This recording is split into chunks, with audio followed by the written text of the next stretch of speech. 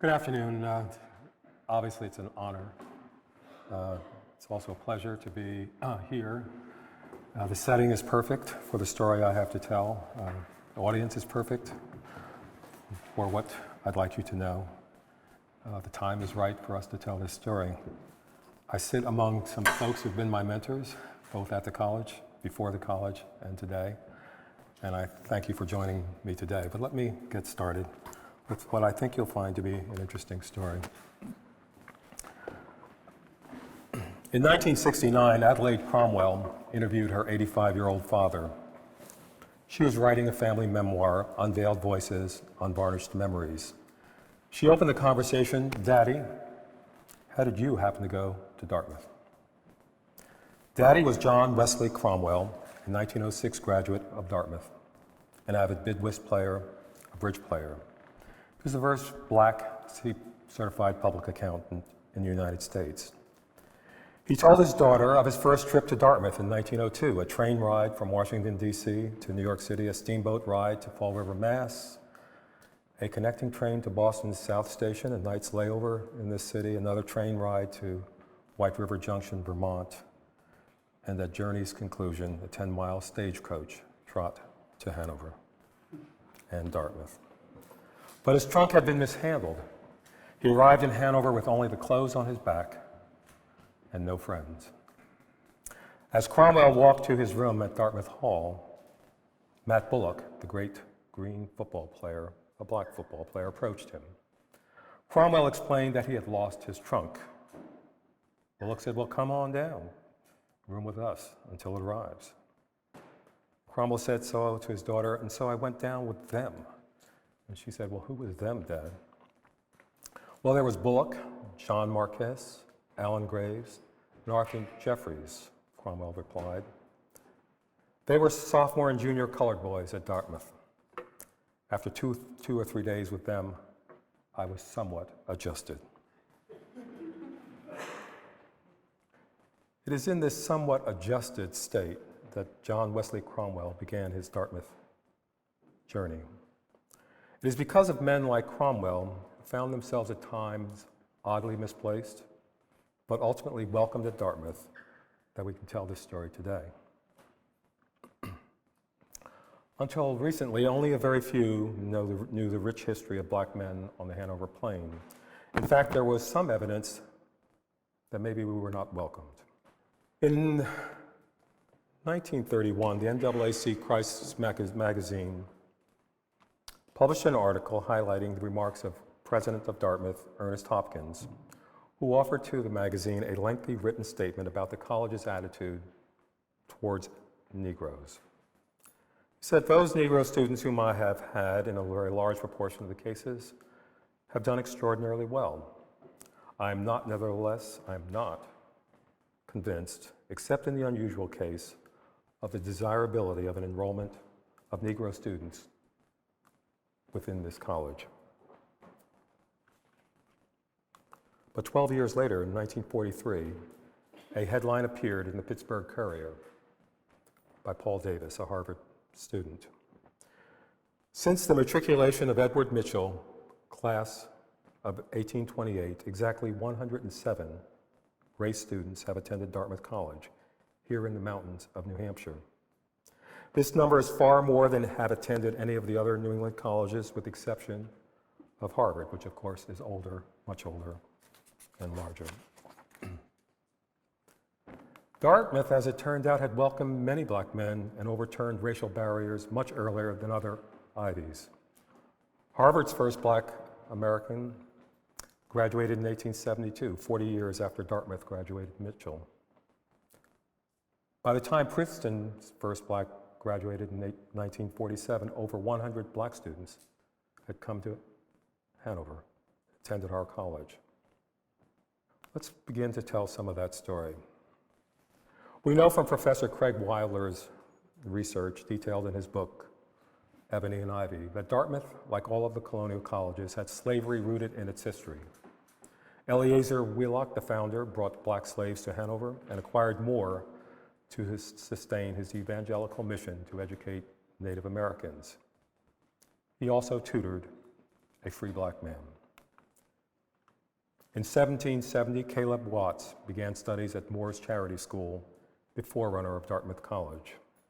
What we know of Watts comes from a few lines of correspondence between Wheelock and Connecticut's Governor Jonathan Turnbull. Watts, Wheelock said, was a mulatto man who was born of an English mother. He came to me greatly desiring an education. He had been bound out to a hard master and was educated after the manner of a slave. At age 20, he experienced a religious conversion and taught himself to read. He was very black for one of half-blood. Watts completed his studies in 1775. Wheelock proposed to send him south to dissuade slaves from joining the British Army during the American Revolution. Unfortunately, we do not know if Watts went south, nor do we know any more about him. The record is blank. But we do know more about others who came north. In 1806, another black man came to Moores. Prince Saunders, the son of a freed African slave, studied for 2 years with John Wheelock, Dartmouth's second president, and finished in 1808, 2 years after the erection of this building. He was first employed as a teacher and headmaster here in Boston in the fledgling school for black children in the African American Meeting House. He later immigrated to Haiti and served as the principal advisor to the Emperor Henri Christophe of Haiti. Saunders edited and published the Haitian papers, which detailed the constitutional and legal framework of the Haitian Republic, and incidentally contained a striking lithograph of himself. Next, we come to our first graduate of the college proper, Edward Mitchell. As Prince Saunders labored in Haiti, Edward Mitchell, a 16-year-old Creole, came north from Martinique to Maine, seeking a seafaring life. A near-death experience in a violent storm hastened his conversion to a Baptist religious calling and his resettlement in Philadelphia. After some years and personal trials, including loss of family, he found himself a porter employed by a Philadelphia merchant, Benjamin Gilman. Gilman was the cousin of the wife of Dartmouth College's President Francis Brown. Events then unfolded to brighten the young Mitchell's horizons. In May 1820, Reverend Francis Brown, Dartmouth's third president, was dying from tuberculosis. On returning from a trip to the South, accompanied by his wife, he stopped in Philadelphia to rest at the Gilman's home.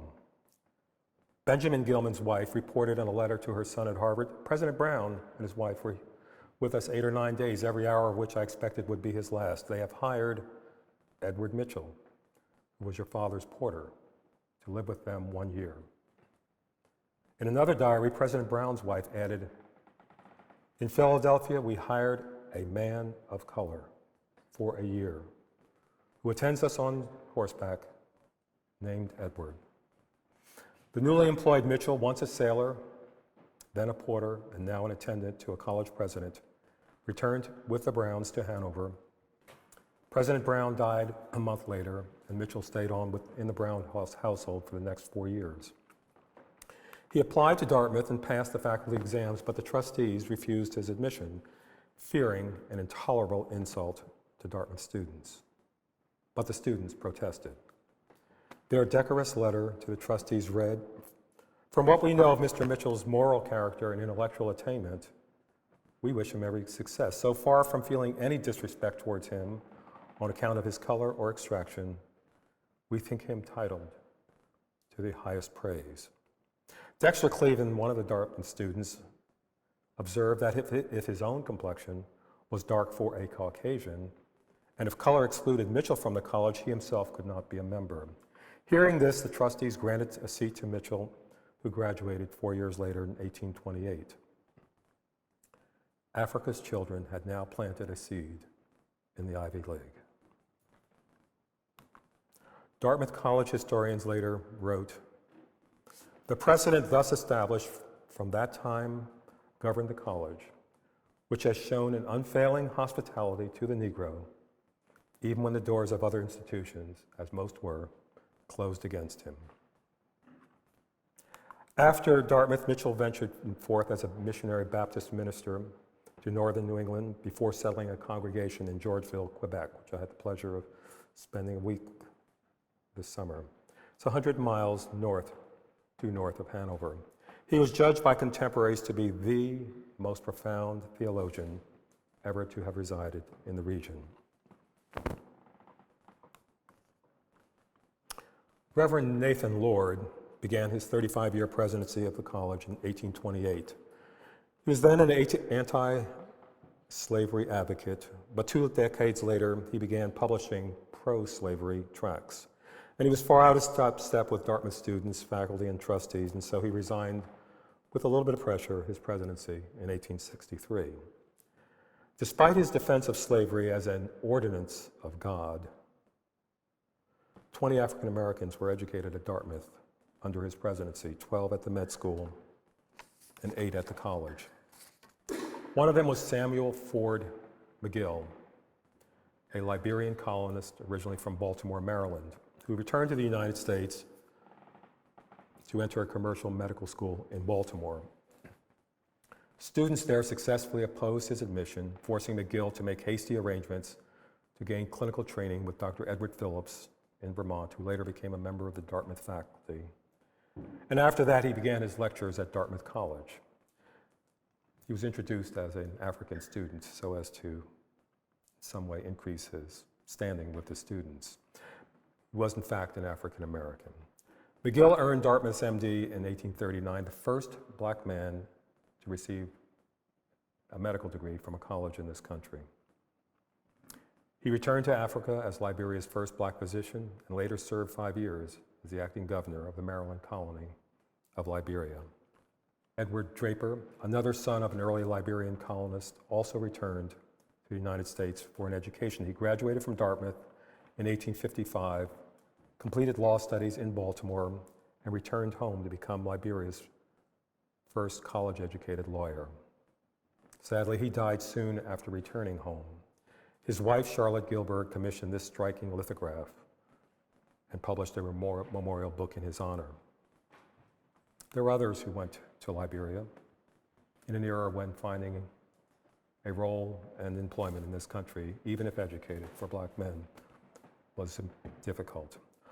Gustus Washington, class of 1846, had mastered the daguerreotype photographic technique before he emigrated to Liberia. Many of his daguerreotypes of men and women of the early Liberian Republic are on display at the National Portrait Gallery in Washington, D.C. One of the photos taken before he left America was of John Brown, that rageful abolitionist who led the raid on federal troops at Harper's Ferry.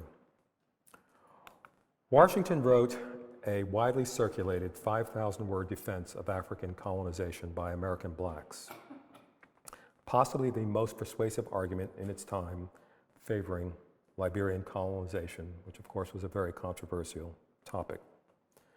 Written in the style of a classic schoolboy classical declamation, the essay concluded, "He who would not live anywhere on earth in freedom and would rather live in America in social and political degradation has not attained half the dignity of his manhood."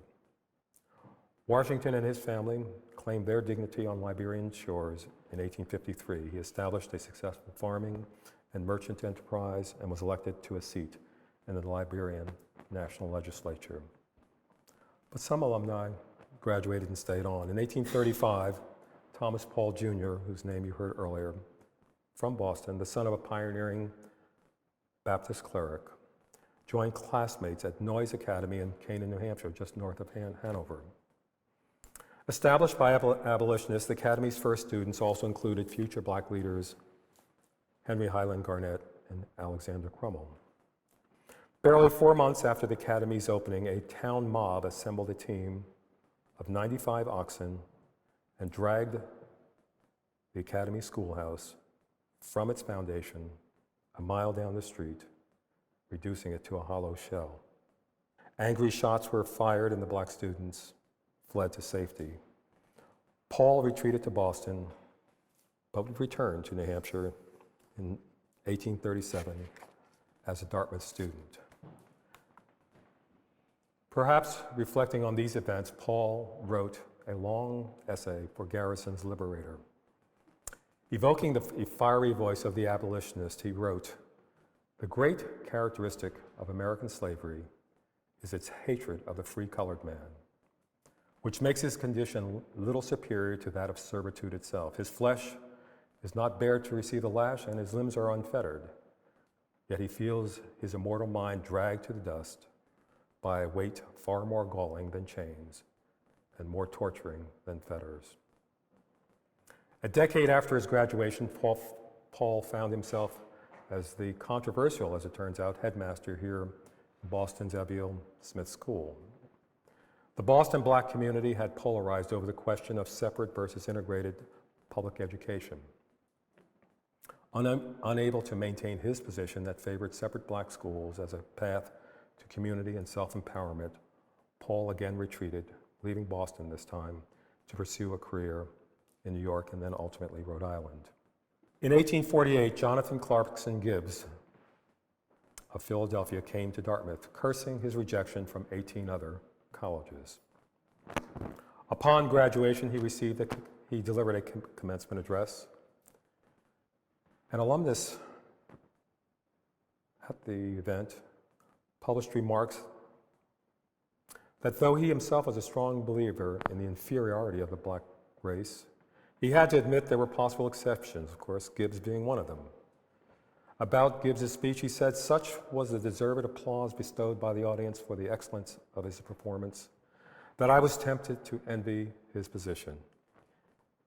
He left the rostrum with loud and continued demonstrations of high approbation.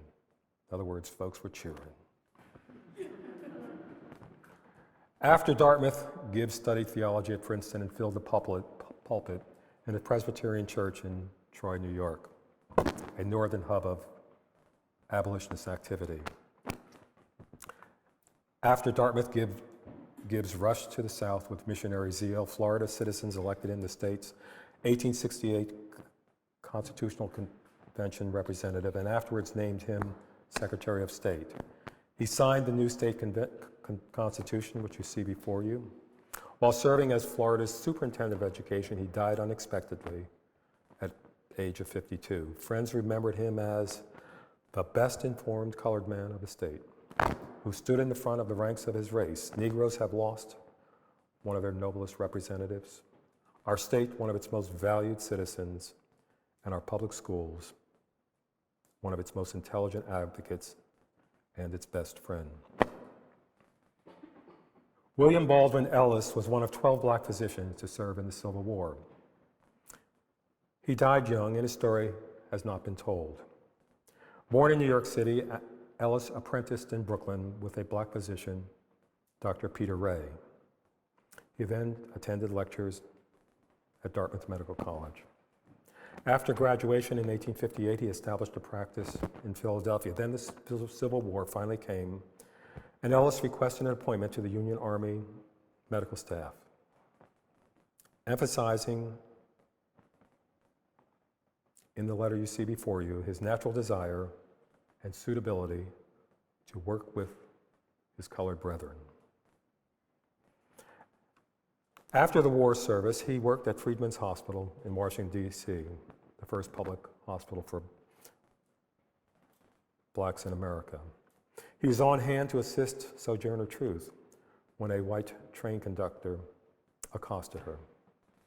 She promptly sued, of course, commenting, "It is hard for the old slave-holding spirit to die, but die it must." Ellis treated her injuries at Friedman's and testified in court to support Tubman's complaint. Her papers refer to their friendship and her thanks. Ellis died from typhoid fever in Washington in 1866 while treating recently freed slaves. At least 4 Dartmouth men first saw the light of day as men of color, but later crossed the color line, reaching the veil, as Du Bois might say, into the white world. Each of their stories invites reflection on the conflicts, challenges, compromises, and personal sacrifices of educated black men seeking in that era to find a place in our racialized society. I'll just mention one, Douglas Carr Griffin, class of 1873. Born of a biracial union in Mississippi, Griffin came north after the Civil War. He prepared at Oberlin and finished up at Dartmouth in 1873. While in college, he penned a widely circulated letter protesting newly legislated barriers restricting the civil rights of blacks in the South, the earliest versions of what became known as the Jim Crow laws. Senator Charles Sumner of Massachusetts read the letter into the congressional record. The colored man is denied many public privileges accorded to other American citizens. What we ask now is simply equal public privileges, and that several states of the Union shall be prohibited from passing or enforcing a statute which makes invidious discriminations on account of color. After a year at Harvard, Griffin returned to Mississippi as professor at Alcorn University. A year later, he gained election to a seat as a black man in the Mississippi State Senate. Then, abruptly, his ascendant star vanished. It was 1878, a time of resurgent, vicious white violence against blacks in the South. Reverend Samuel Adrians, class secretary for the class of 1873, after many, many successful inquiries as to the fate of their classmate, guessed that Griffin, who was, in the Reverend's word, quote, no darker than a suntanned farmer, that he had purposely went away to some new place and no one ever expected that he was a Negro. Griffin, in fact, had escaped across the color line, a journey to the West Coast with stops in Kansas and Nebraska. He reached Jamestown, South Dakota, and remained there for 18 years, leading a very public life. He reinvented himself as D.C. Griffin, without a G, businessman and real estate entrepreneur. It was said prominent in county and state affairs. Upon retiring to Southern California, he and his wife wrote a long letter of fulsome thanks to Jamestown, South Dakota citizens. He said, we first landed in Jamestown in April 1882. We love Jamestown for the many sincere friends we have found there. It was there that God converted our souls and set us free. He is buried alongside of his wife in Southern California. To talk about the later graduates, let me start in the 21st century to work backwards a little bit. In 2002, a notice appeared publicizing a play, Emancipation Day, based on the biography found in Black Londoners, a book published, about Dr. George Rice, whose daughter was the beautiful Lucinda Rice. George Rice had immigrated from the United States to England in 1871 after rejection from Columbia's medical school, where blacks were routinely refused admission. He took his MD from probably the more distinguished College of Physicians and Surgeons in Edinburgh, Scotland. Dr. Joseph Lister, the renowned father of antiseptic surgery, appointed Rice as the chief of the House Physician Service, a significant honor. Rice married, settled in a London suburb, and established a successful career, one of England's very few black physicians of the 19th century. His much younger sister, Harriet Rice, had earned an MD, but in the United States. During World War I, Harriet volunteered with the French Red Cross and wound up receiving a prestigious award. After the war, Harriet traversed war-ravaged Europe, which was part of the emotional content of the play that was proposed, to unite with her brother she had not seen in 40 years. Her brother, George Rice, was earlier, in 1869, Dartmouth's first post-Civil War black grad. Harriet herself was the first black woman to graduate from Wesley. In 1887, the first to graduate from any of the seven sisters. George Rice's daughter, Lucinda, saved the family papers and portraits.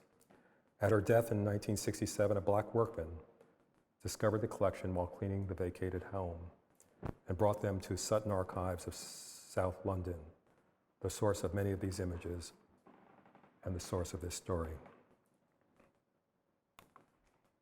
After Rice, future black scholars would find a door a bit more open at Dartmouth College. Winfield Scott Montgomery, when a young boy, came north to Mississippi, from Mississippi with Union troops. He prepped at a small Vermont academy and matriculated at Dartmouth, graduating in 1878 with Phi Beta Kappa honors. He went on to obtain a Howard medical degree and only afterwards pursued his life's passion, the education of young black students. He became one of the celebrated principals of the M Street or Dunbar High School in Washington, D.C., the first black high school for African Americans. Montgomery and the peerless James Major Colson of Virginia were the second and fourth African Americans to receive Phi Beta Kappa keys in the United States. In fact, 19% of the black college graduates in the era we're speaking of today graduated with Phi Beta Kappa honors. Time does not permit a fair summation of the life of Edward Everett Just, class of 1907, perhaps our most celebrated black graduate. Also a Phi Beta Kappa man, he earned his PhD from the University of Chicago. His personal and his professional lives were complex, conflicted, always intense, and at times heroic.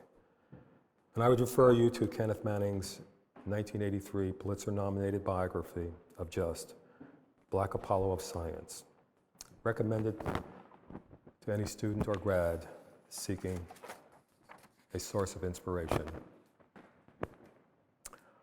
I'll just share one item about Just, which comes from his biographer's comments at a 2008 E.E. Just Symposium in Washington, D.C.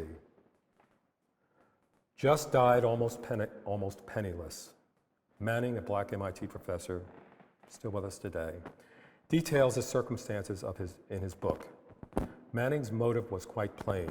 He said, "I wanted the world to know that a black man who had almost nothing at the time of his death appreciated his undergraduate and high school education so much that he would send them his last penny." And that's what he did. He sent Dartmouth $25. And the college later set up an E. Just professorship in the sciences. There were athletes, of course. Dartmouth's first intercollegiate black athlete was probably Julius Haynes, class of 1888, a member of apparently Dartmouth's formidable med school baseball team. Forrest Whitaker, 28, no relationship to his namesake, the actor, was a high school All-American basketball center recruited from Ohio. Matthew Bullock, 06, dominated all sports while at Dartmouth, especially the big green football front line where he outmaneuvered larger opposing players. After Dartmouth, he obtained a law degree from Harvard and entered a career of public service. Judging from contemporary accounts, Leslie Pollard and John Shelburne may have been the most gifted of the athletes. Both became coaches and civic workers. Tally Holmes, class of 1910, was an educator and lawyer, was also co-founder of the American Tennis Association and its singles champion for the first 2 years. I guess that's how you get to be a co-founder. The ATA was the training ground that nurtured Althea Gibson and Arthur Ashe. Over time, legacies emerged, starting with the Rudanius family of New Orleans at the med school, and the Montgomerys, Winfield Montgomery, his son and his grandson, all who came to Dartmouth, and maybe a great-grandson, I don't know. More legacies have developed in recent decades, which Ricky Fairley of Bata has begun to document. Surpassing all of them in numbers were the Granger brothers of Barringer High School in Newark. Of the 6 who came to Dartmouth, 4 became MDs, 1 a dentist, and Lester, pictured here, for 21 years, the president of the National Urban League. I had heard that several black men from Washington, D.C. had come to Dartmouth in the past. In fact, as of 1950, there were a total of 38, including 19 who prepped at Dunbar High School. These men were a fitting legacy to the life of Winfield Montgomery, Dunbar's honored principal.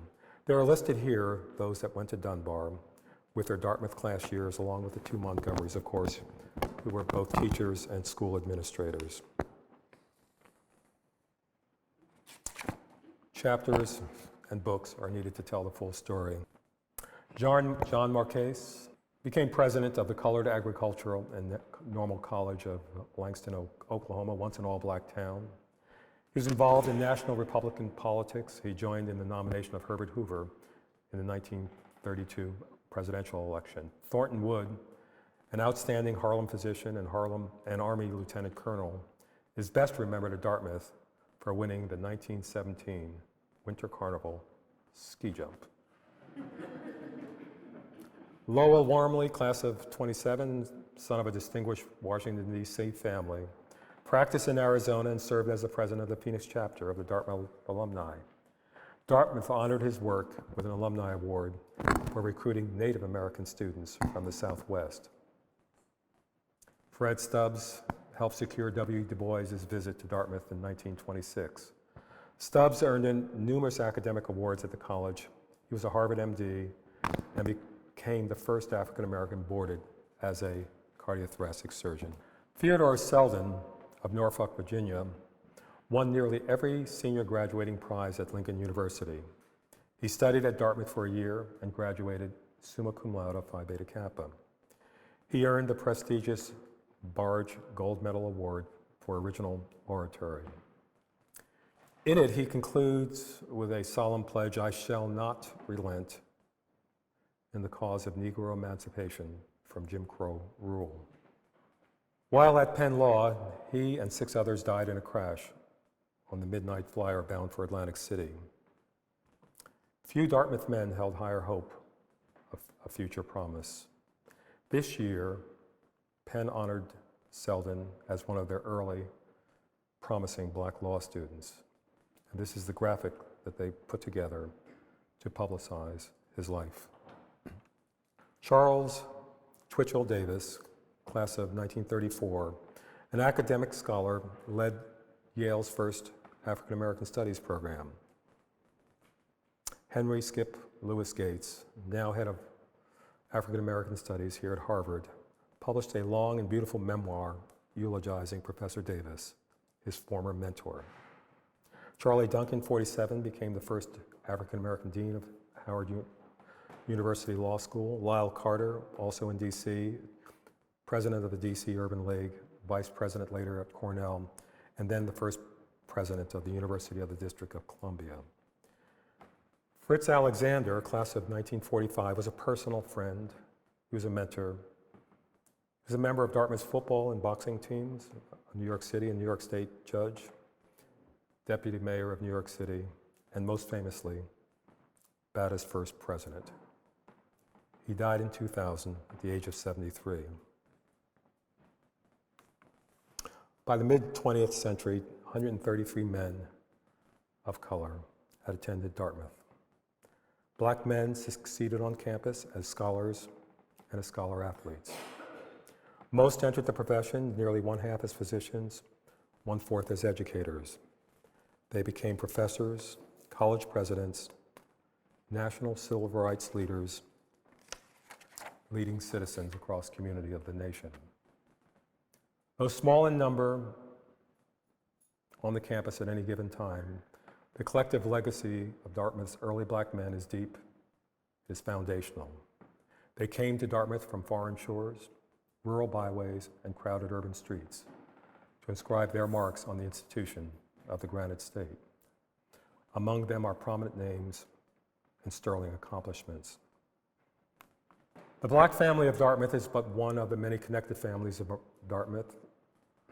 Our family shares common origins, common soil, common destiny, is why we are assembled here today, and is why we will return again for many tomorrows. I think T.M. Gregory said it best: a family is built like a tree by generations of growth, expansion, flowering, periods of hibernation, of course, but also periods of renewal. As we should know and understand the history of our country and of our civilization, so too, each generation of our family should know and understand the history of its antecedents. Thank you for listening to this latest chapter in our story of the family.